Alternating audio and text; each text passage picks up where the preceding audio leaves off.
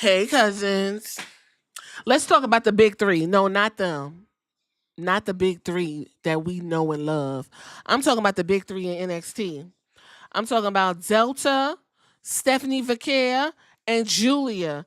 Let's talk about where they at now since the last time I spoke about who I was choosing to be the breakout star. And let's go ahead and give me a round of applause because I chose right and Stephanie Vaquer. Thank you. Give me my flowers. So Julia was the one that was picked by the powers that be to be, the face of the company. But Julia apparently is made of glass and somehow she got injured where we don't know. So Stephanie right now is the double champ. That was the only way to get the titles off of her. And then we look at Delta. What's her name now? Child, I don't even fucking know, but I know she in a tag team with Soul Ruka and they don't even mesh together. Delta need to take all that shit off and get on Soul Ruka's little image and be a surfer girl, cool, one of those. That's what Delta need to do. I knew Delta wasn't gonna get where she needed to go simply because we already got Rhea Ripley. Her being Rhea Ripley was gonna be her downfall. Matter of fact, let me go pull up that podcast and let's go ahead and have that conversation, shall we? So when I did this podcast 4 months ago, it's only been 4 months. Oh my God. Zara is her name now. It's no longer Delta. So when I did this podcast 4 months ago, my criteria is very simple. I just wanted to say which person was going to catch my eye. Presentation, not really work rate because it's cute or whatever, but basically what is going to get me invested more. And that is what I was going on. Let's listen though. Zara. Nothing about her sticks out. She does an F5, which everyone was like, oh shit, that's Brock Lesnar's move, whatever. Nothing about her really sticks out. She's just another kind of run of the mill big woman a la Raquel Rodriguez, Lash Legend, Jade Cargill, you know. Those are probably the three. Oh, Nia Jax. Nothing really about her sticks out in terms of what makes her individual outside of her Road Warriors esque makeup. It's it's nothing about Zara that I'm like, oh, I got to watch her. I watched a couple of matches and you know it was cute or whatever.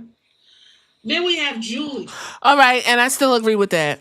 Nothing about Zara sticks out, and I can't believe how loud that fucking motorbike was. I cannot stand crotch rockets. And then some of these fucking people, and I'm not even gonna say the ethnicity, but anytime you put a lift kit and some fucking horns and all kinds of shit on a damn Subaru, you are like completely fucking psychotic. Okay, whatever. Anyway, like I was saying, I still agree and stand on everything I said then. There's nothing about Zara that sticks out at all. She does an F5. That's it. Zara was billed to come in there and run through the girls, and now she is essentially in catering, putting Soul Ruka on her shoulders. Too bad for Zara. One down, two to go. Julia. Julia's cute. You all are really turned on by her. Y'all talk about how fine and sexy this woman is, and she is just sexy and hot. She's very cute. She's a cute Japanese woman. I know she's also mixed with Italian, but Japanese woman.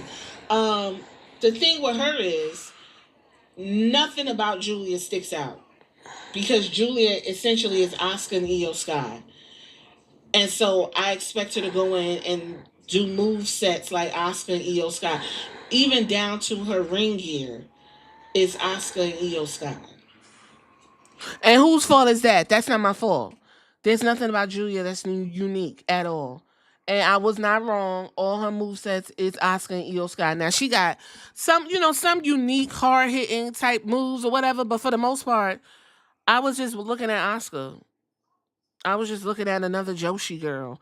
Triple H got a fetish for the Joshies. Look, I watched some of the matches, and yes, they are very brutal and they hard hitting and all that.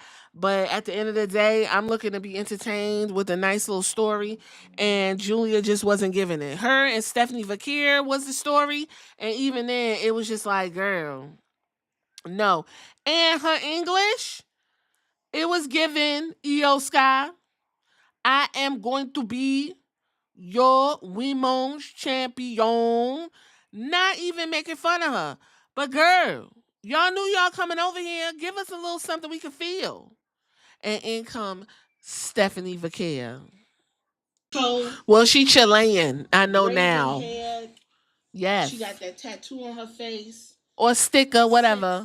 Mm-hmm. Yeah. Individual got them devil horns or them horns on her head, whatever you want to call them. Yeah. Her moveset is stiff. Stiff. I like looking at Stephanie Vaquer more than I like looking at Zara and Julia. And that's all I'm going off of. Yeah, she is easy on eyes. I like looking at her.